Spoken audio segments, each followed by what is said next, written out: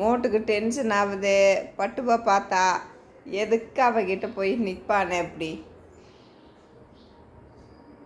அடிச்சிருவா பட்டோ, இங்கிட்டு வா. மோட்டு அடிச்சிருவா.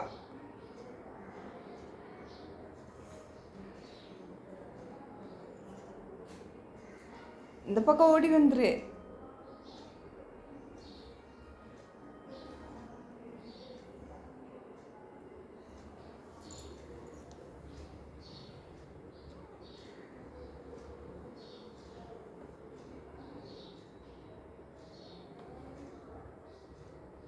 Moto Moto அம்மாவை பாரு.